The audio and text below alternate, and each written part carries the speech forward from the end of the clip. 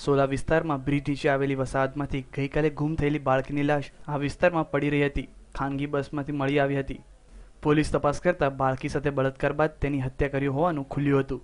માસૂમ બાળકીના શરીર પર બ્લેડના નિશાન અને ગળા ટૂંપો દેવાયો હોય તેવું લાગી રહ્યું હતું.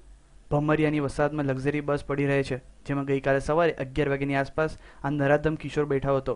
પડોશમાં રહેતો હોવાથી તેણે માસૂમ બાળકી પાસે પીવાનું પાણી માંગ્યું હતું.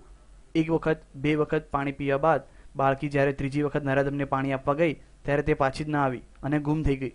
મોડી સાંજે બાળકી પરત ના ફરતા પરિવારે પોલીસ સ્ટેશનમાં જાણ કરી હતી. પોલીસ અને પરિવારની શોધખોળ વચ્ચે માસૂમ બાળકીનો મૃતદેહ બસમાંથી જ મળી આવ્યો હતો. નરાધમે બાળકીનું મોઢું અને હાથ બાંધી દીધા હતા અને શરીર પર બ્લેડના અસંખ્ય ઘા માર્યા હતા. બાળકી પર બળાત્કાર બાદ આરોપીએ તેને ગળે ટૂંપો આપીને તેની હત્યા કરી દીધી હતી અને લાશને સામાન મૂકવાના કેરિયરમાં સંતાડી દીધી હતી. ઘટનાના પગલે સ્થાનિકોમાં રોષની લાગણી ફેલાઈ ગઈ હતી. ઘટનાના પગલે પોલીસે બાળકીના પડોશમાં જ રહેતા કિશોરને ઝડપી પાડ્યો છે, જેને આ બાળકી સાથે આ હેવાનિયતભર્યું કૃત્ય કર્યું હોવાનું સામે આવ્યું છે. પોલીસે બાળકીના મૃતદેહનું પોસ્ટમોર્ટમ કરાવીને કિશોર સામે કાયદેસરની કાર્યવાહી હાથ ધરી છે.